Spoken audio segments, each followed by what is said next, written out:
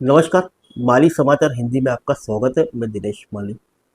केंद्रीय बलों में ठगों की सेंध, अफसर बनकर जवानों को कर रहे हैं फोन, डिजिटल प्लेटफॉर्म के जरिए मांग रहे हैं पैसा। आइए जानते हैं विस्तार से। केंद्रीय सुरक्षा बलों पर ठगों की नज़र पड़ गई है। वे ठगी के नए नए तरीके आजमा रहे हैं। उन्होंने विभिन्न सुरक्षा बलों में यह पता लगाया है कि अफसरों को कौन सा रैंक है। वे कमांडेंट, टीसीआई, डिप्टी कमांडेंट और सहायक कमांडेंट के नाम से जवानों को फोन करते हैं। चूंकि इन बलों का आधार अनुशासन होता है, ऐसे में बहुत से जवान अपने सीनियर अधिकारी के नाम की पुष्टि करने की जहमत नहीं उठाते। नतीजा, वे ठगों का शिकार हो जाते हैं।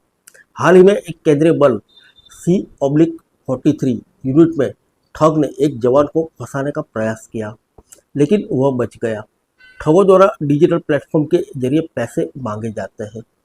सूत्रों के अनुसार केंद्रीय अर्धसैनिक बलों में साइबर अपराध, ऑनलाइन ठगी और डिजिटल प्लेटफॉर्म पर पैसा मांगना जैसे मामले सामने आ रहे हैं। केंद्रीय गृह मंत्रालय और संबंधित अर्धसैनिक बल द्वारा साइबर एवं वित्तीय फ्रॉड को लेकर जवानों व अफसरों को लगातार सचेत किया जा रहा है। इन बलों के सेक्टर, यूनिट व बटालियनों पर साइबर धोखाधड़ी व उनके तरीकों के बारे में बताया जा रहा है। इसके बावजूद कई जवान साइबर धोखाधड़ी का शिकार हो जाते हैं।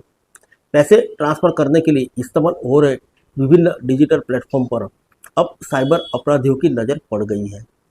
केंद्रीय सुरक्षा बलों में पहले ही इस तरह के कई मामले सामने आ चुके हैं। जवानों के मोबाइल के जरिए फ्रॉड की वारदात को अंजाम दिया जाता है। ठगी का ताज़ा मामला देश के बड़े केंद्रीय अर्धसैनिक बल CRPF की C-43 यूनिट में देखने को मिला। ठग जवान के मोबाइल पर फोन करता है।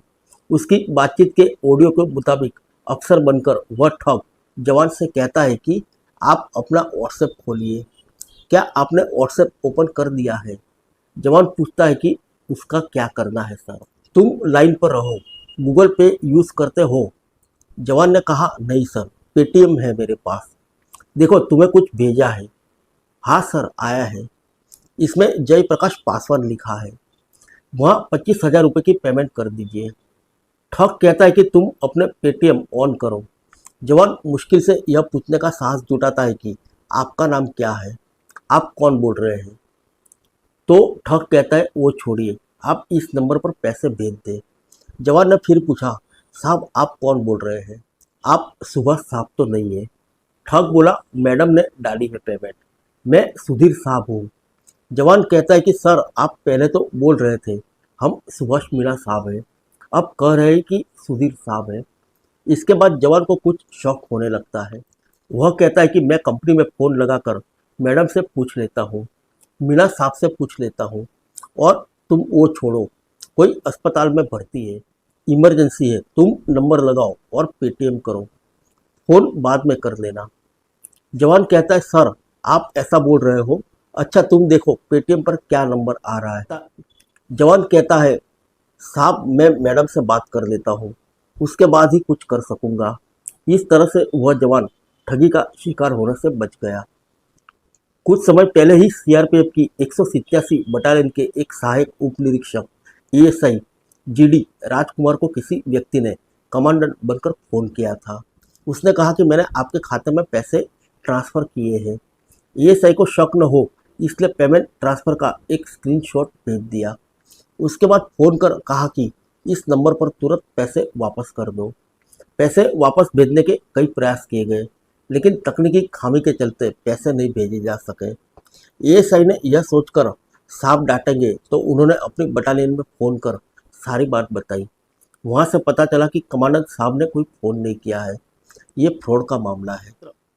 पिछले दिनों सशस्त्र सीमा बल की C कंपनी की 32वीं वाहिनी में भी कुछ ऐसा मामला सामने आया। एक निरीक्षक उपेंद्र कुमार मिश्र को 15,90,000 रुपये की चपत लग गई। उसने एक्सक्लूसिव ऐप में ट्रेडिंग के लिए उस वक्त राशि लगाई थी। उसने बताया कि उसकी राशि 55 लाख रुपए हो गई है। कुछ दिन के बाद उसने अपने 30 लाख रुपए निकालना चाहे तो वह निकाल नहीं सके। बाद में उसने साइबर धोखाधड़ी की शिकायत दर्ज की। CRPF की 48वीं बटालियन के ASI जीडी रतनचंद के खाते में ऑनलाइन ठगों ने 2,97,615 रुपये निकाल लिए। ठगों ने उन्हें अपने जाल में फंसाकर पहले इंटरनेट बैंकिंग के माध्यम से 5 लाख रुपए के सर्विस चार्ज का भुगतान किया। इसके बाद उनके खाते से 2,97,615 रुपये निकाल लिए। ऑनलाइन ठगों द्वारा जवानों के खाते में जो राशि गायब की जाती है उसकी वापसी की बहुत लंबी प्रक्रिया है। अधिकांश मामलों में फाइनल इधर उधर हो जाती है, लेकिन पीड़ित जवान को उसकी राशि वापस नहीं मिलती। जवानों की मांग है कि ऐसे मामले में त्वरित कार्रवाई के लिए मुख्यालय की तरफ से संबंधित विभाग या एजेंसी के साथ मिलकर प्रयास किए जाने चाहिए।